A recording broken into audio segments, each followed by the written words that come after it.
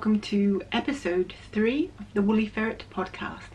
My name's Lisa and I'm coming to you from Derbyshire in England, where I live with my husband, son and various pets.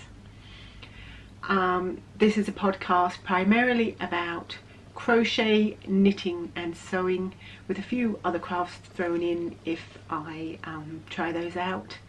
And I also like to include a book review at the end if I've read something that I think you might enjoy.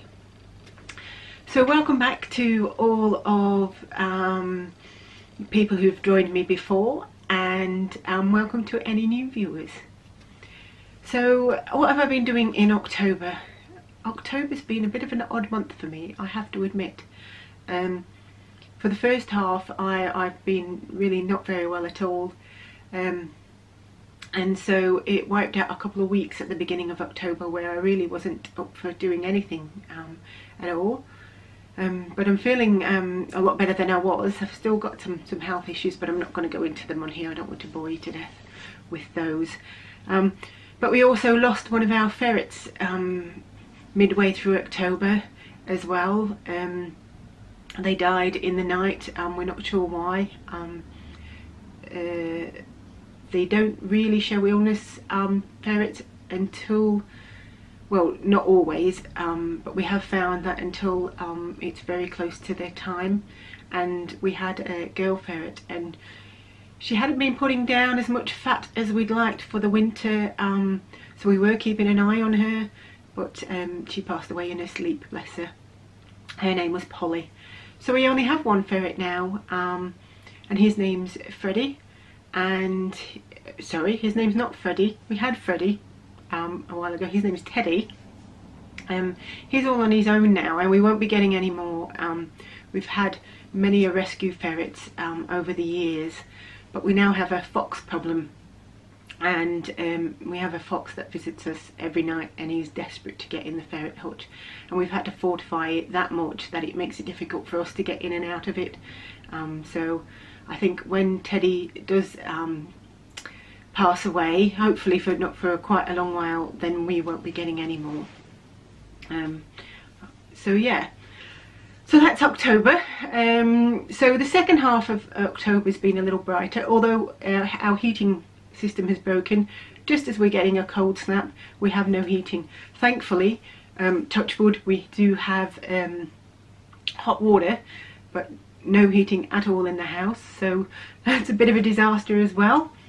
But yeah, but just this weekend we have managed to get some work done in the loft, and you'll see that things have changed a little bit.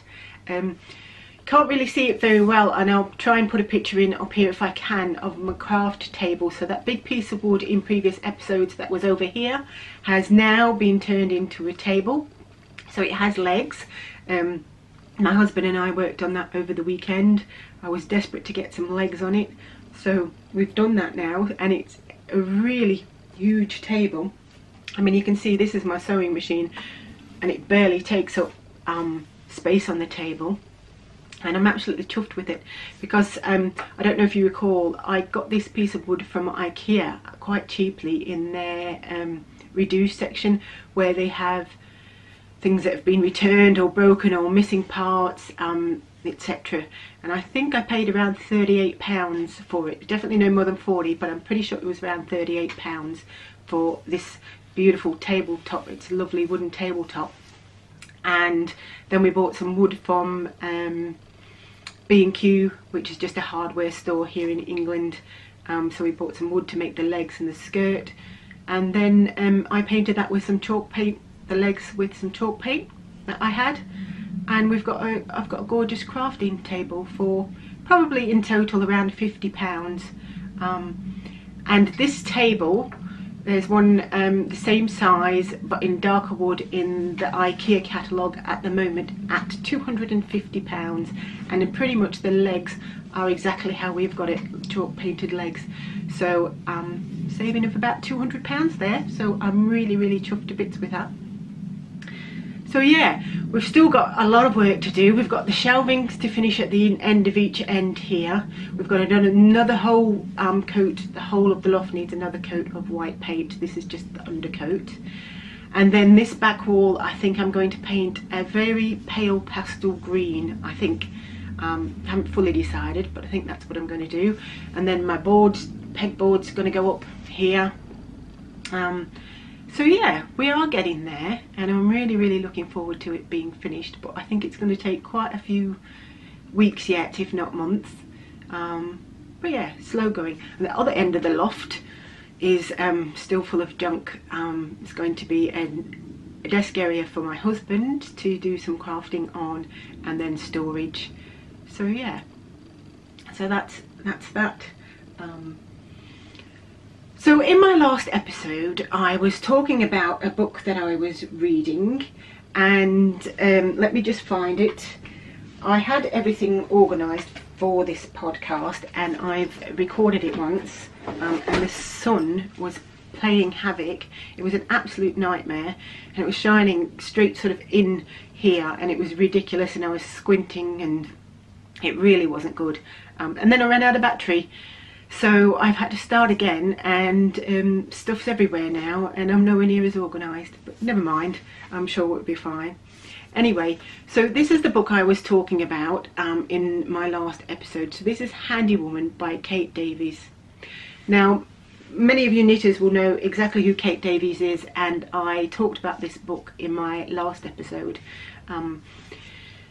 And I finished it now. So Kate Davies is a knitwear designer, a very talented knitwear designer, who at the age of 36 suffered a very bad stroke. And this book is about how that stroke affected her and how it's forced her to change her life, really. So it starts off in her early childhood, talking about her influences, her early crafting influences in early childhood, and then goes on to talk about the stroke, her recovery, the impact of the stroke on her body, and how she is now living with the aftermath of the stroke, and how she's rebuilt her life and changed directions and changed the course of her life. It was a really good book, really interesting, and did make you think, and you will find that I really like books that make you think about things and challenge you a little bit in your thought process. I do read books as well that are a bit frivolous and really don't do that. I do like that sort of book as well, but I do like a good challenging book, and I found this really interesting and inspiring as well. Yeah, so I did say that I would look to perhaps give this away as a part of a prize for a cow, but what I've decided to do is do a make-along. So because this is all about overcoming something and facing a challenge, I wanted to do something that encouraged us to come out of our comfort zone a little bit and challenge ourselves in a very small way. Obviously nothing compared to, you know, having a major life-changing incident, but just something in a small way to challenge ourselves. So I would like people who want to take part in this make-along to choose something that is creative, that takes them out of their comfort zone or is new to them, and they're challenging in that way. So it could be, if you've never knitted a pair of socks and you want to do that, then knitting your first pair of socks, or if you've never tried crochet, having a go at that, or if you fancied sewing something and you've never sewn, or if you are very experienced in all of these things but you just want to try a new technique that you've never tried, or a new style that you've never tried, a new pattern that you've never tried, or it could be nothing to do with knitting, sewing and crochet. You might want to try painting, you might want to try drawing, woodwork, anything that you consider is a creative endeavour that takes you out of your comfort zone and challenges you a little bit, or is really new to you, is good enough for me, and that will class as an entry. So I'm going to host this on Ravelry, and I'll open a thread on the Woollyferretpodcast group, and there'll be a chatter thread where you can chatter away and put your ideas and how you're getting on there, and there will also be an objects thread. Now, I'm not going to call this a finished objects thread because I don't necessarily expect people to finish what they've started, simply because of the time frame. So I'm going to open the thread after this video is loaded up, and then we'll keep the thread going until the 7th of December. And you know, if you're doing something large like a colourwork sweater and that's really challenging, I don't expect you to do that in a month. So I would like you just to post a picture of you partway through that sweater. Or if you've tried something and you think, actually, no thank you, never again, I'm never doing this again, just post a picture of you trying it. And I can give you an example of that. I tried magic loop in knitting, magic loop, which is very different than magic loop in crochet, I hasten to add, but magic loop for knitting socks. And I decided, everybody does this, it must be fairly straightforward. Can I do magic loop? Absolutely no way at all can I do magic loop. I don't know why, I just can't do it.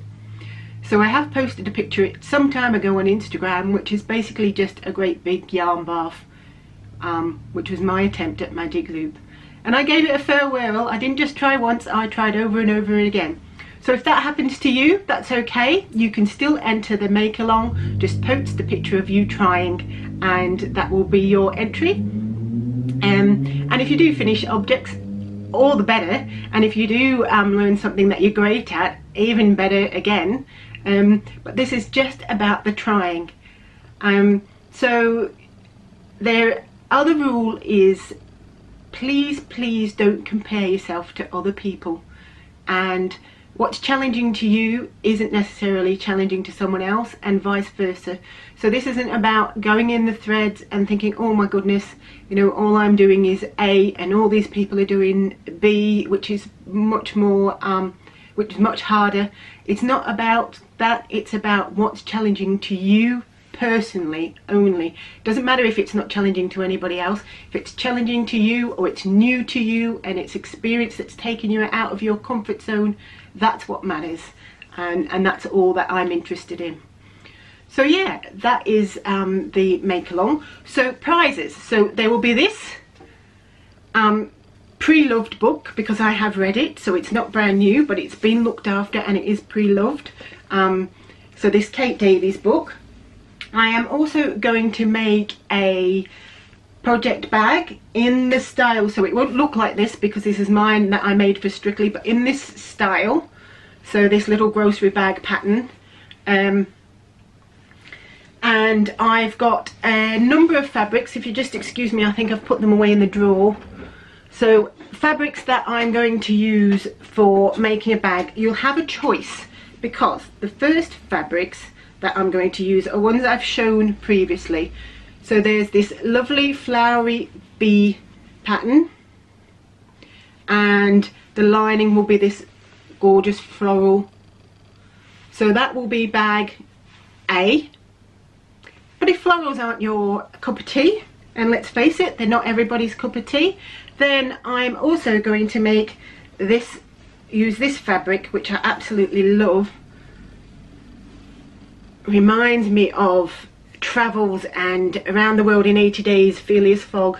So it's got hot air balloons, and then it's got a globe picture etched in the background. And for the lining, I'm going to use this gorgeous checked fabric. I'm not doing a very good job of holding this up, but I think these two will go really nice together. So I will make 2 bags, and you get to choose, if you're the winner, whether you want bag floral or you want balloons. It'll be entirely up to you. And I'm also going to include in the prize parcel this yarn here.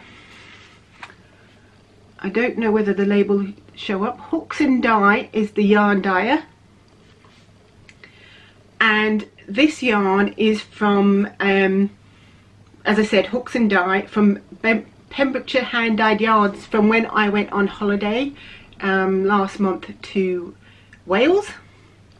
So this is from our holiday. This is a DK weight hand-dyed yarn, really beautiful colourway, loads of lovely colours in there. This is more of a green, it's coming up blue on the camera, but it's more of a green. And this is called Guard the Fish colourway, superwash merino, double knit, 100 grams. So that will be part of the prize package as well. So there'll be a bag made by me.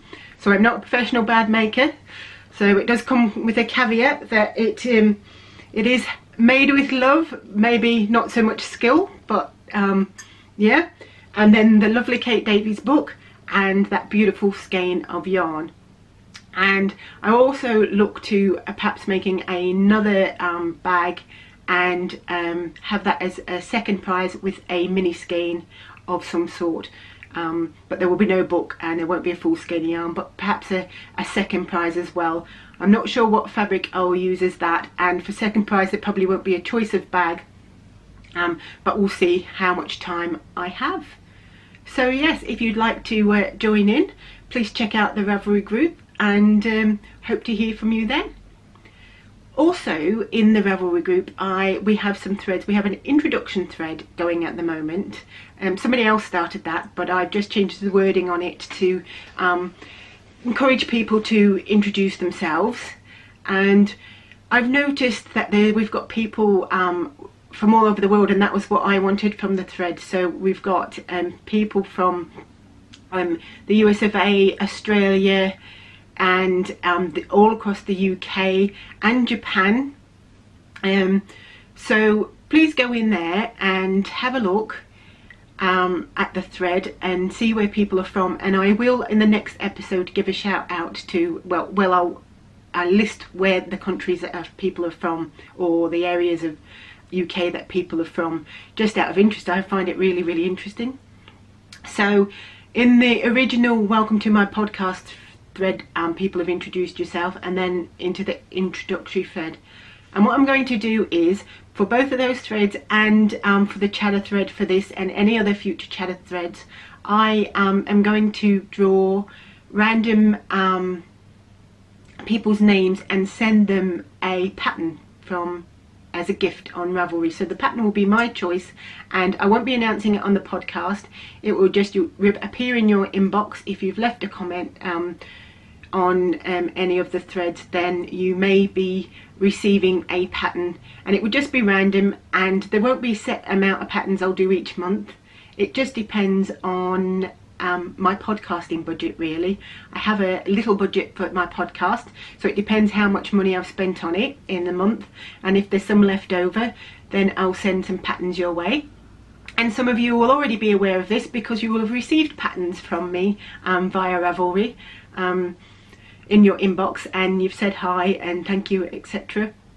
So yeah, that's just a little thank you for supporting me and our group. So I think that's it for the Mae Klong and Ravelry. So I think we'll move on to the next section. We might be a little bit thin on the ground on makes for this month, simply because half the month has been wiped out with illness, and then also we were working on this loft when I was feeling better, so the makes are a bit thin on the ground. But I've still got a few, so it's worth having a chat about those. Yeah, so let's move on to the knitting section.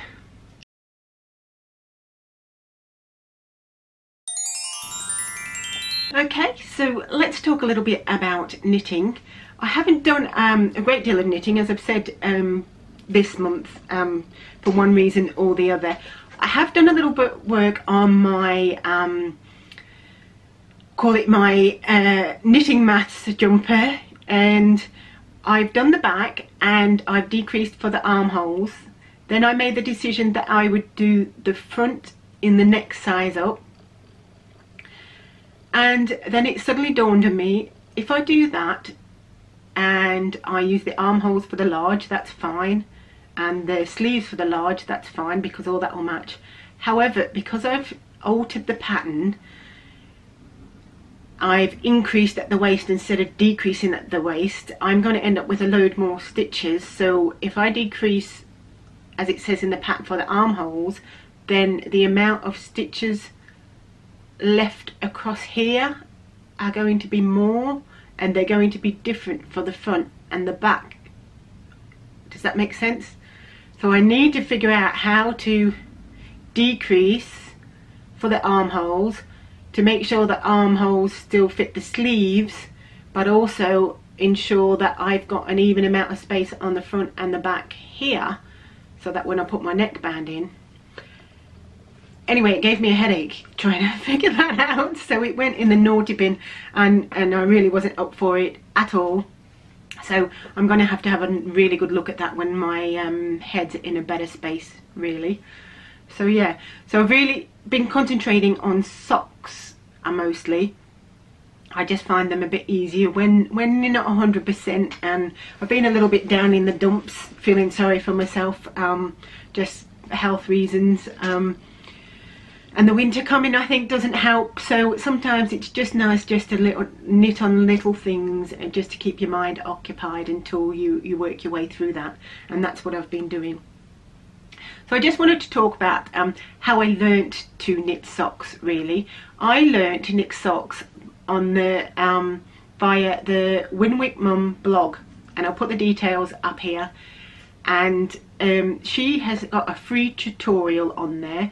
If you type into the internet Winwick Mum sock along, you'll it should find it, and she does a tutorial. It breaks down each section of the sock, explains to you the different methods. So there's circular, 9-inch circular needles, magic loop, and DPNs. So she talks about all those methods, and the tutorial is broken down to use all those methods. It's really, really good. So if you've never knit a pair of socks before and you don't know where to start, I recommend going along to her blog. Absolutely free tutorial. But she also does this book. So this is called The Super Sock by the Winwick Mum, Christine Perry. So that's her name.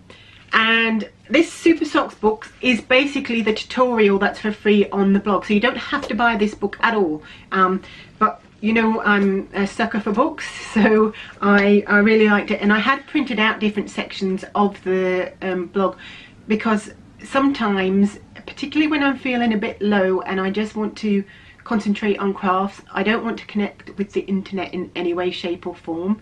I like to sometimes just shut myself off and concentrate. I get distracted if I go on looking at one thing, I see something else, and sometimes for me I just like to just completely shut off from the digital world.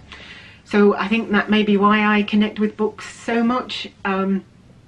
And don't get me wrong, I do search, I go and, obviously I'm doing this podcast and I'm on Instagram, and I do search YouTube for things, and I watch lots of podcasters things, but every now and then I think I'd just like to just switch off, and I like to stick my nose in a book. So I really, this is the book, and just to give you an idea of it's all, everything's laid out. There's pictures for every,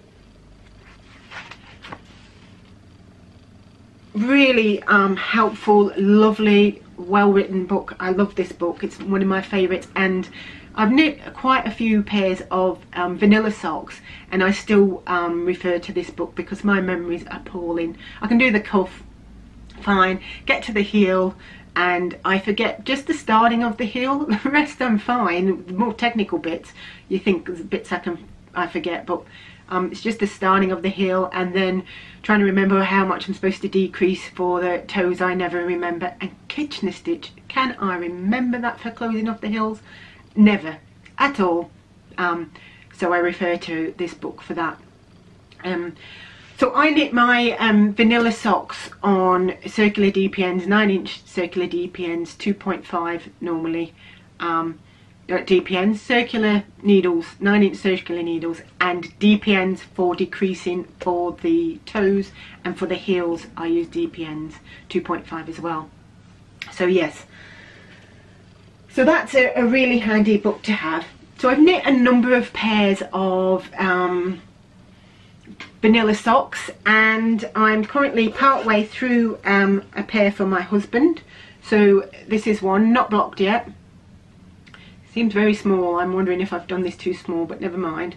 So this is in West Yorkshire Spinners in their signature range, and this is, I'm not sure, so that's the tag, West Yorkshire Spinners signature.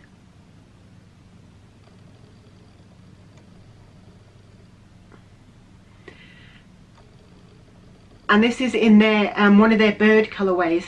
Now I really like West Yorkshire Spinners yarn. This is 75% wool, 25% nylon, contains 35% blue-faced Leicester. However, the one thing that annoys me with them is they don't put the colourway on the label.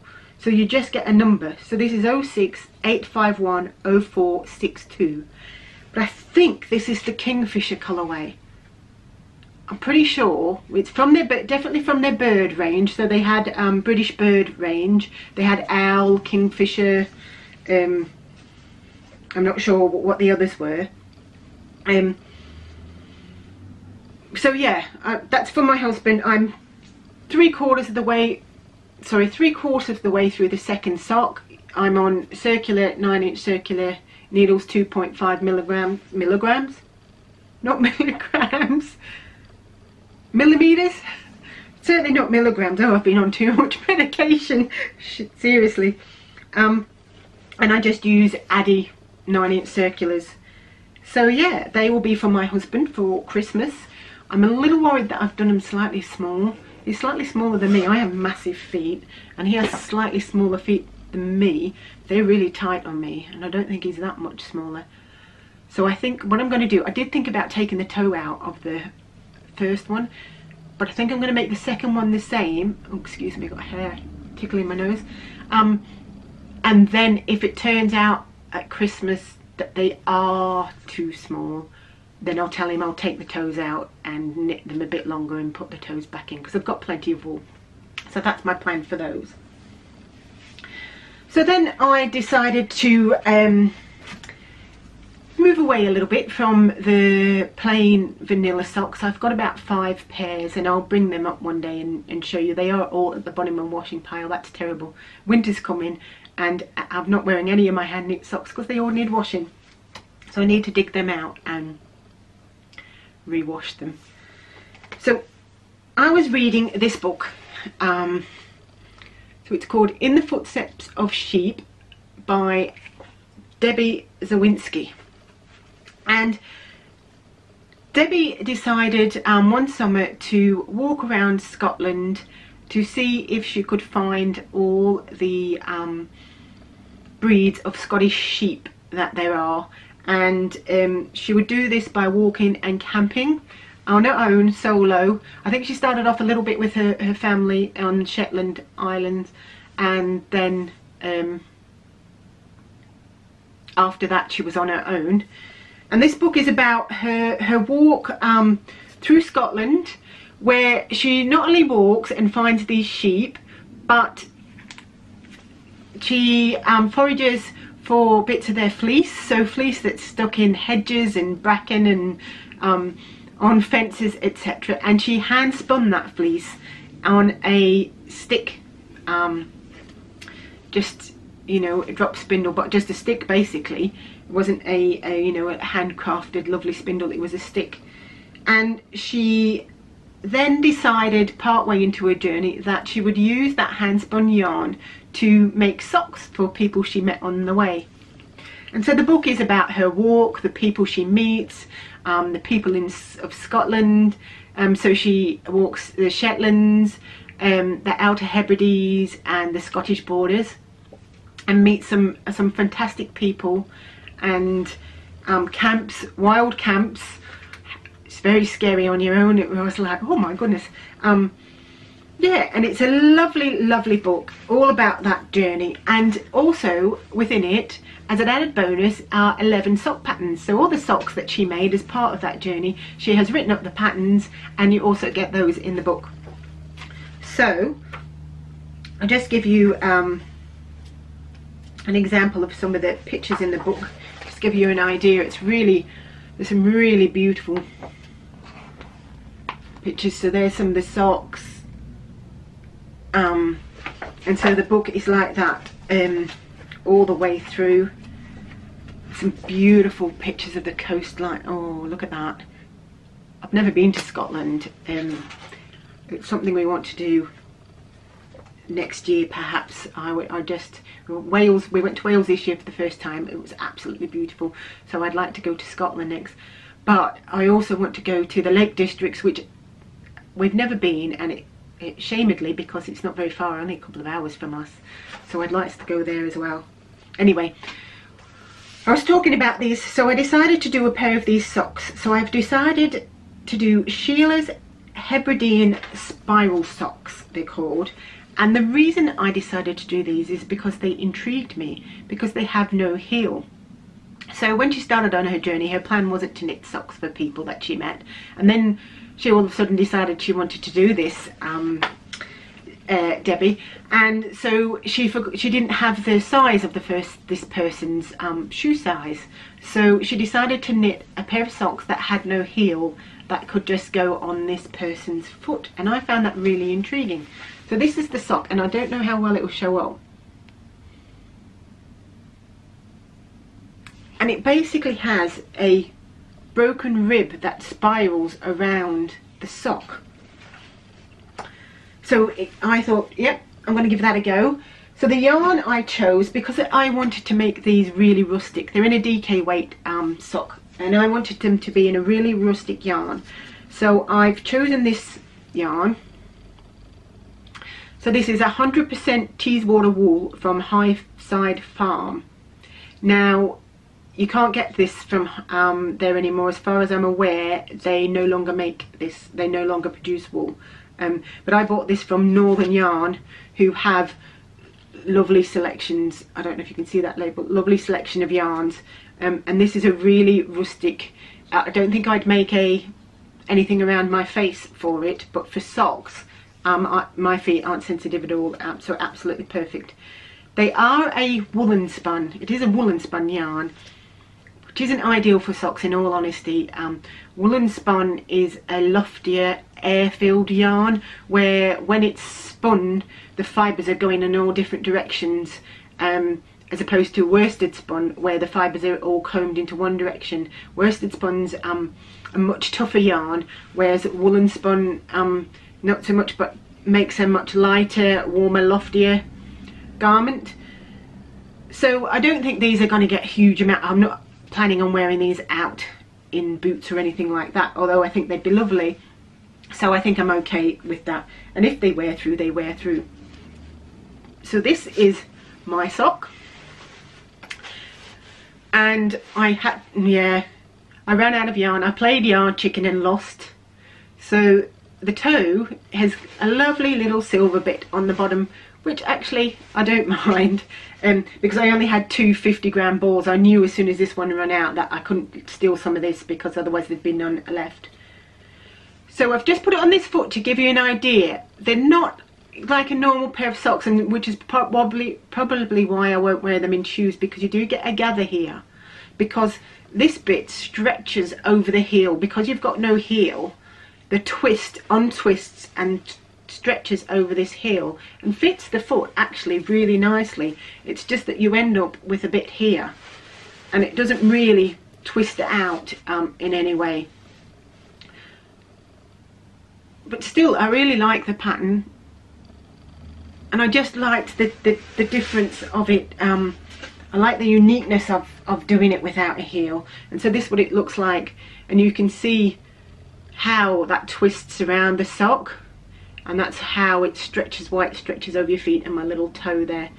So yeah, I've only done one of those, so I've got one more of those to do. They're being kept in this bag here from Busy Pottering, And this is my bee bag, my obsession with all things bees.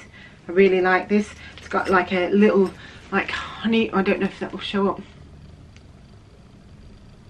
Oh yeah, honeycomby design inside, and I'm knitting these on 30 centimeter 3.25 millimeter Addies circulars and carbons in 3.25 millimeter for decreasing for the toes, Knit Pro carbons, which I don't know if I like or not. They're square and I'm jury's out on those, so just excuse me, I'm just going to have a quick sip of my tea. This is my mug that I get out for Halloween. This is an Emma Bridgewater mug.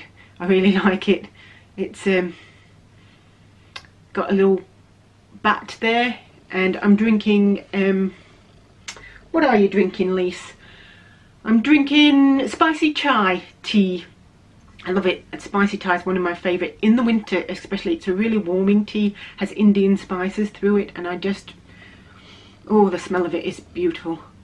Freezing today, and because we've got no heating, it really is cold. I just need to keep an eye on the time. I've got to go and pick my husband up from work soon, and I'm just conscious that time is ticking on. But anyway, I'll crack on a little bit more. The other thing I wanted to show you, I've got other socks, but the other thing I wanted to show you is where I record my sock making. I don't put socks on Ravelry for some reason. I don't know why. It's just not something I tend to do so much. But I have this book, and this is from Annie OB Textiles, or Annie O'Brien Textiles, and I will put the details again up here of where you can get this from. She's on Etsy. Yeah, Annie OB Textiles. Isn't that gorgeous? Let's knit socks. And so I use this now. Don't laugh at this, because I'm really not an artist in that shape, you know, but I wanted somewhere to record my socks. So what I do is stick a picture of my socks in, and put all the details of, these are my first socks, so I put in the yarn, the needles, the stitches, the fit, how they fit, and the pattern I used. My second socks,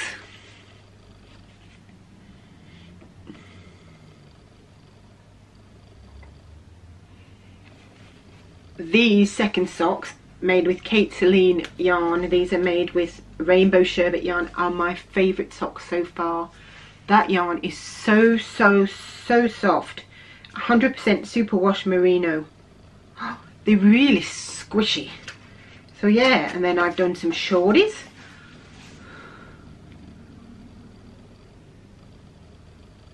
So I'm not going to show you all, because obviously you get the idea. But I just like it. I just like to record my socks in this book, so I can have a look and every now and then go through which socks I've knit.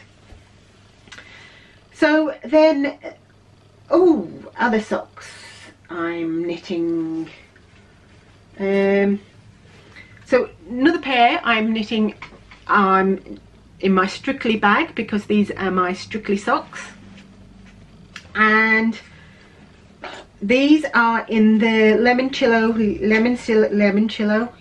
Oh, couldn't say this last time, could I? Lemoncillo colorway by Betsy Makes.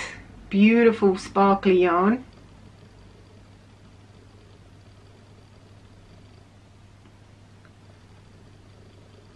I'm not sure if the sparkle will come out on that. And the pattern I'm using is from this book, The Sock Drawer by Verity Castledine. And this book is written by the dyer behind Truly Hooked Yarn Dyes. So I don't know, you might recognise So you might recognise the label there. And I've had this book for a long time and it's always intimidated me. And I finally thought, you know what, this enough's enough. This is ridiculous. You're quite capable of knitting socks. So I've opened the first pattern and decided I'm going to knit that. And this is the Francis socks. And they're really pretty. So I thought I would give those a whirl. And I really like this book because it has the written pattern, but also I don't want to show it to you, but it also has a chart. But because it's paid for, there's some more pictures of the sock. There's charts in there as well. Now there's no hand holding in these patterns. They are pretty much the sock pattern and a chart and crack on basically. And I did struggle a little bit with the heels. So I've done the first one, which has come out really lovely. But the heel's not great, and that's more me than the pattern actually. That's because I've never, this was the heel, so I can do a heel flap and gusset no problem, but the heel on this one, just excuse me while I put this on my foot. The heel for this one was a short row heel, and I've never done a short row heel, and I did struggle a little bit, if I'm honest, but this is how the pattern looks on.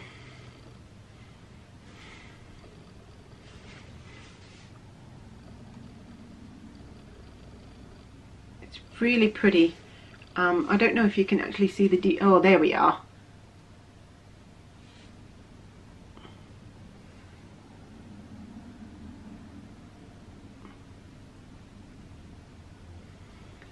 I absolutely love this pattern. It's a really easy pattern to follow because it's an 8-row stitch pattern, 8-row repeat stitch pattern over sorry, and 8 rows.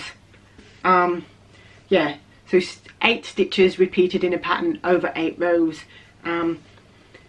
Really lovely. I have made some mistakes, and quite sillily I started knitting the pattern on the foot.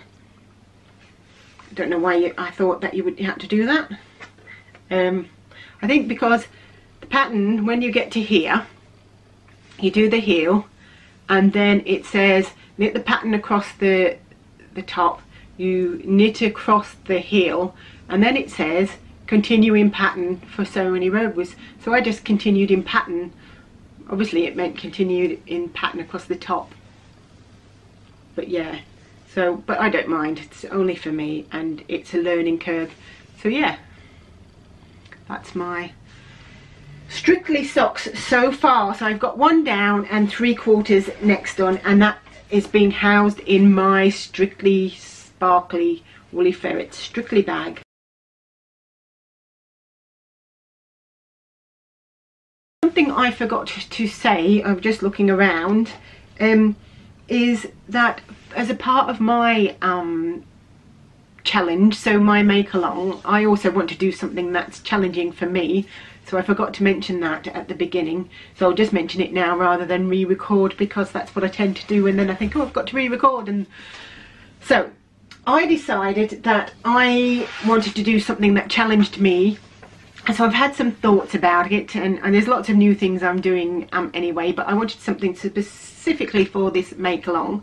So I've decided to do this.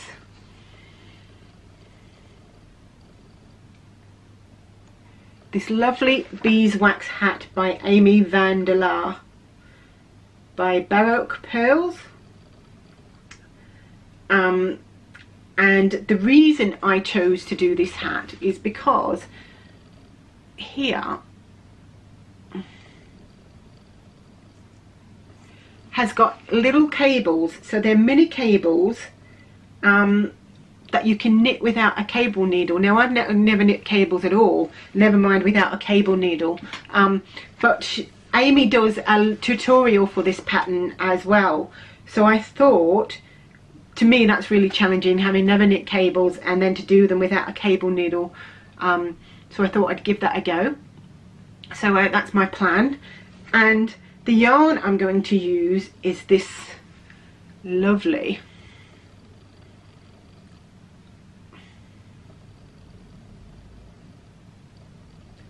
yarn is from Jelly Beans Yarn, and this is a DK weight pattern, so this is DK weight yarn, and I just thought this was a perfect colour for doing honeycomb. You know, when you're shopping online and you've got a colour in mind for something, and it's really hard when you're shopping online because sometimes photos, depending on what you're viewing the photos on, aren't true to colour, and that's through no fault of the makers. It's just that different devices and different cameras pick up colours very differently, and so sometimes when you get it in the post it's not quite what you wanted, or it wasn't quite how you envisaged it. But this was exactly what I wanted. This was the perfect tonal colours of honeycomb, really rich yellows, and so I'm really looking forward to that. So that's going to be my challenge for the Mae Klong, is to knit those mini cables and that hat. So yes, so that is knitting.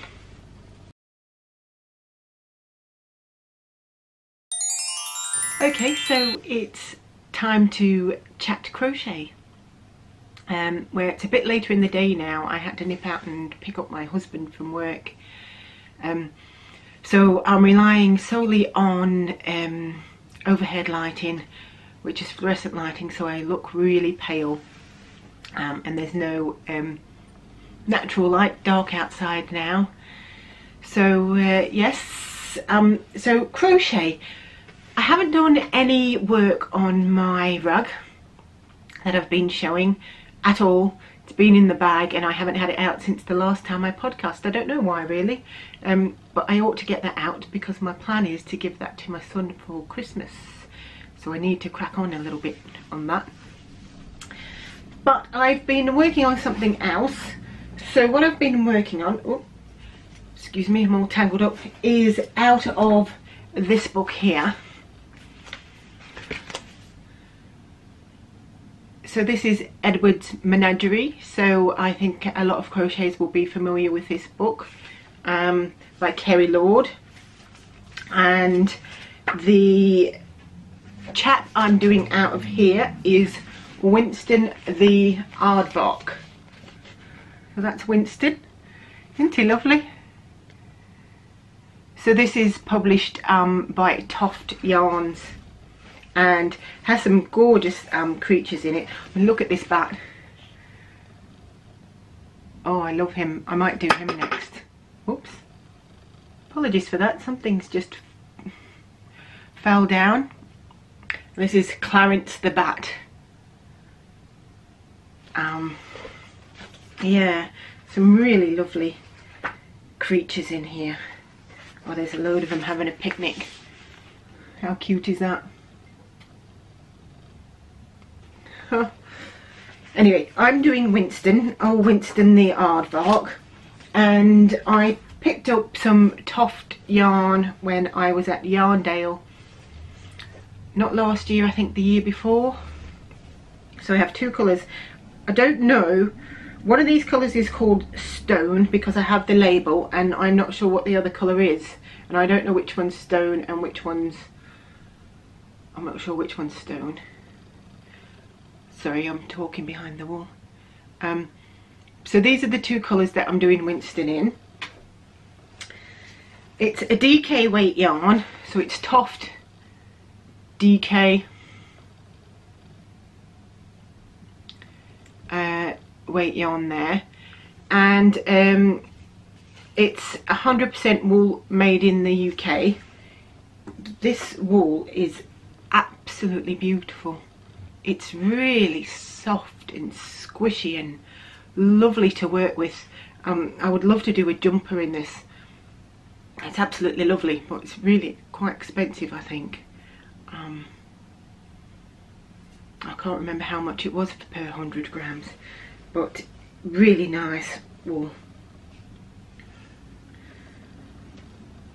So I've done his body. Now I'm doing the smaller size. You can do 3 sizes in this in these patterns. It gives you details for 3 sizes. I'm doing the smaller size, and I hadn't appreciated how small the smaller size would be. I didn't do a gauge swatch because quite frankly it's a stuffed toy. I'm not doing a gauge swatch for a stuffed toy, but he's going to be teeny weeny, but I think he's going to be really cute. So this is his little body. Obviously needs stuffing. Excuse me, I'm all itchy. It's going to need stuffing to make his body, and then his little head is here. Again, that will need stuffing, and his snout will need closing off. So I've done a little head, and I've done a little leg, and again needs stuffing, and I have some little arms. So I think I've only got a leg and 2 arms to do and finish off his snout. I had to look on the internet how to close off his snout because I wasn't 100% sure. It's going to be tight, but yeah, so hopefully he'll be finished soon. He's just going to be for me to go in my crafty corner somewhere. I think he's really cute. Do you know what I thought was really nice? When I bought the Toft yarn, I don't know if they always do this or just at fibre festivals or whatever, but you got your yarn in this bag. How cute's that? So you got a freebie bag. I only bought 2 balls of yarn. Got that, which was one of the things that lured me in, really. So that's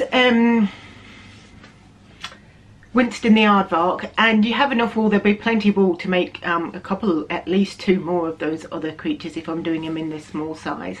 So I think I might do that. So that'll be nice. And then the other thing I want to crochet is a pair of slippers. So I bought this kit. So this is my kit in a little bag, and it's to make slippers. So these are from Joe's Toes, and this is Sarah Ladies Crochet Slippers. Now it says ladies on there, but I have made this colourway, this blue colourway, and you can't really see it very well here, for my husband last year for Christmas, and he loves them and he wears them all the time. I was going to bring them up to show you, but they need washing and they're covered in dog fur on the bottom, so it's rather embarrassing. There's no way I was bringing them up to show you. So there isn't a finished pair to show you, but last year when my mother-in-law came around and my husband showed her the slippers I made, she absolutely loved them. So I thought this year I would make her a pair for Christmas.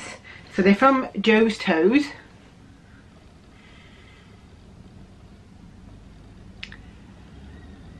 And you can buy the kit on the internet, or you can just buy the various elements. If you've got wool and you just want soles, you can buy soles, but these are the soles that I've got. So you have 2 soles on each slipper. So the bottom sole has a non-slip, and then the next sole up is just a felt sole, and you sew the 2 soles together when you've finished.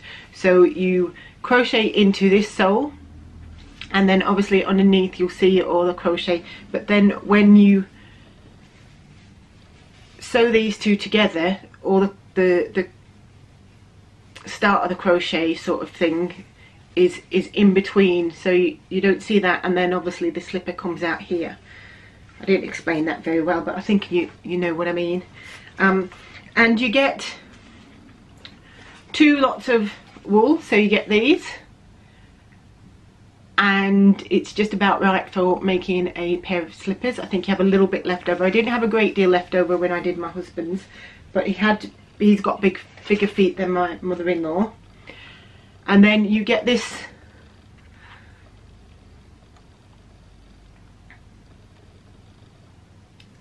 so you get this yarn,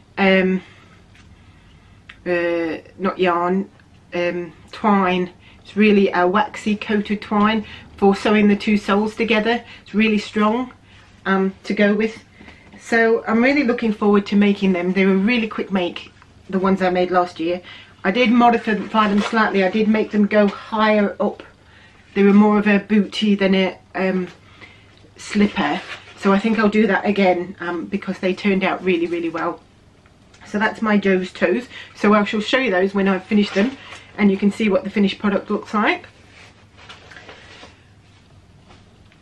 And I think that's it for crochet. I've got nothing else on the crochet side of things. And sadly, no sewing either. I've had, as I said, I've been quite unwell this month, and so really haven't achieved a great deal in the crafting side of things, but that's okay. Sometimes that happens. Life gets in the way. So I will move on to books now. Or a book that I've been reading. So if you're not interested in a book review, thank you for joining me, and I hope you will join me again next time. And please take part in our challenge yourself create along, so the Woolly Ferret Creative Challenge. That would be lovely. Did I mention at the beginning that I was going to do a hashtag on Instagram?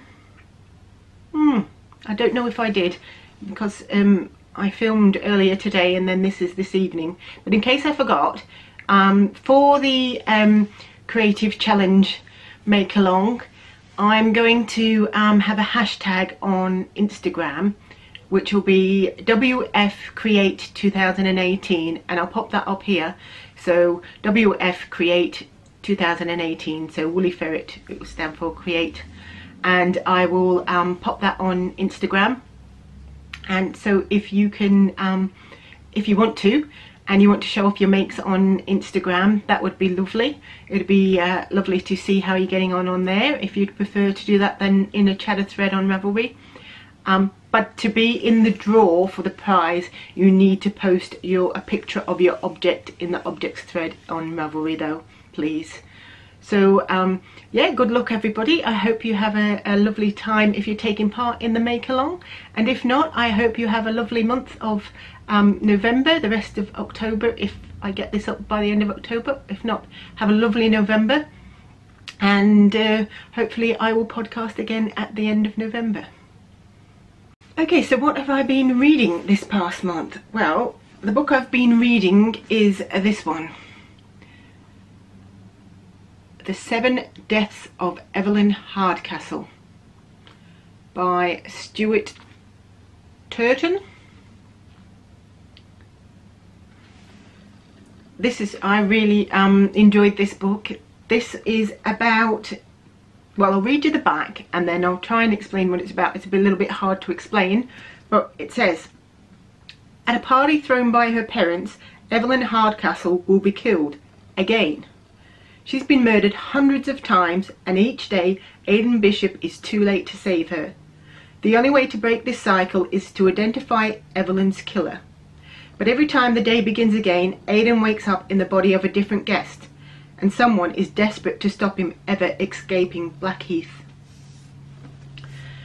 So the book is a murder mystery, obviously, and the protagonist, who's trying to solve the murder, is stuck in this loop of the same day, really. And he starts the day, waking up in somebody else's body, so he's not in his own body, and he starts the day waking up in somebody else's body, and all the guests are attending a party at a big grand estate where Evelyn, the victim's parents, have thrown a big lavish party in this grand house, country house on this lovely estate, and there's various guests obviously attending, and Aidan Bishop, who's the protagonist or the main character, wakes up firstly in somebody's body and doesn't know what's going on and has no idea who he is, thinks he's the person whose body he woke up in, and is trying to figure out why he can't remember who he is or where he is, and he has to solve Evelyn's murder. Now when he wakes up, she's not been murdered yet, and you go through the day of him being in somebody else's body.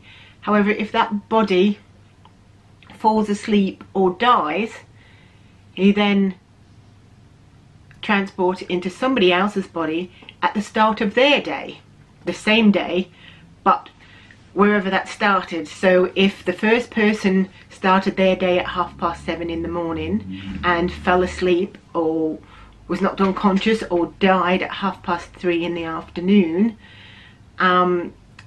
then and the next person didn't wake up till 10:30 in the day, then he would wake up in the same day, go back from 3:30 to 10:30 and relive that same day again from that point in time, but in another body.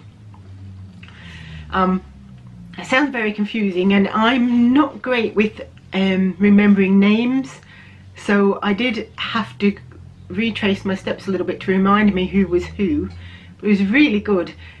It kept me enthralled, trying to figure out what on earth was going on, and it was written very much reminded me of Agatha Christie. And what was really funny, because the author was a fan, is a fan of Agatha Christie, and explains that when he was growing up he read a lot of Agatha Christie, but when he tried to write a novel he found that she'd already written all the plots, and he struggled to come up with a plot. So Agatha Christie is often told in, you know, a lavish house and mansion, and the people are usually well-to-do and have got plenty of money and high society type of people, and this is written around high society and people with money, and yeah, I really, as I said, I really enjoyed it. It was really different, and I like that about it. I don't know how I felt about the ending, and I often get that when I'm enthralled, especially in a murder mystery type novel or a mystery novel that I've really enjoyed and really wanted to get to the end to find out who did it. I often find that when I get to the end there's a bit of a so I don't know whether that's because the ending in this is like that, but I find that in most novels, so I think that's just me. I get myself that worked up and that drawn in, so I think it's a bit of deflation in that the novel's finished, but I really wanted to find out who did it, and then sort of, it's not a letdown because you find out who did it. You don't find out everything, which is a little bit disappointing, but it wasn't a bad ending. It was just that at the end of it I felt a little bit and I think it's because I enjoyed the story so much. So yeah, The 7 Deaths of Evelyn, Hardcastle.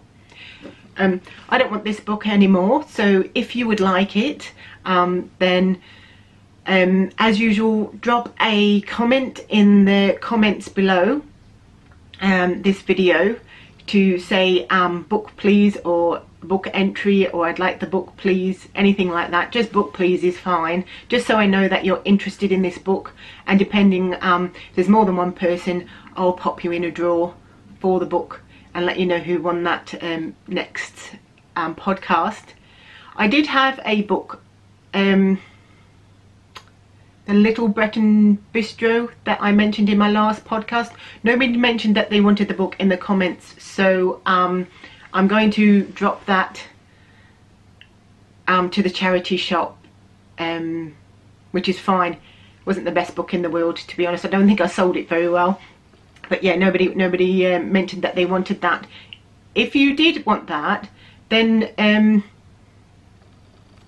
sort of by, I don't know, mid-November, 15th of November, something like that, can you drop me a message either via Ravelry or Instagram, or an email to woollyferret@gmail.com, and let me know when I'll send you that book. But if not, I'll drop it off to the charity shop. But if you want this one, which is great, then please just pop a comment below this video on YouTube to say book please or book entry. That would be great. And you know what else I really like about this? It's this red. The red pages. I don't know why. Just found it really aesthetically pleasing. So yeah, good book this month. that's it on books. I haven't read anything else. I can't remember. I am reading something else. I can't remember what it is. I've only just started it. So I'll hopefully have finished that by next month. We will have to see. What I'm going to try and do is have one day a month where I don't access any technology. So no TV, no internet, no phone, you know, social media, that type of thing. I'm going to suggest to my husband that we do that one day per month on a weekend day and see how that goes down. I don't think he's going to take to it very well, but I just think it would be nice to switch off for one day a month. I still use my sewing machine, things like that, but just to really be in the moment a bit more rather than constantly glued to a screen, really. And I've also been watching podcast, oh, I can't remember what it's called.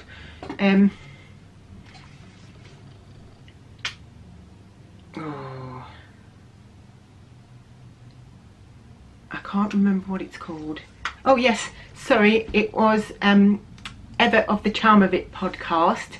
She's been doing, I love her podcast, by the way. She's absolutely lovely and incredibly talented knitter. So if you've not seen her podcast, I highly recommend it. She also has been doing game reviews, separate little podcasts on games that her and her other half, her boyfriend, and their friends play. And they've been really interesting, and the games look really good. Some are short games and strategic games and different types of board games, not, you know, online gaming. And I thought that'd be nice to start introducing a games like evening or something, so on that day where we don't have access to social media, that sort of thing, we could introduce that into things. So yeah, I thought that would be quite nice. So I'm going to have a look at some of her reviews, go over them, and perhaps order one of the games and have a go at that. We have got some games, got traditional, you know, Monopoly, Scrabble, and a few non-traditional card games. But yeah, that's my plan. You'll have to see how it goes. What I'm going to try and do is, I took some footage a few weeks ago of out and about near where I live, a little village on the Chatsworth estate. I live just on the edge of the Peak District National Park in Derbyshire, and I just wondered whether it'd be nice to add some footage from days out in the Peak District.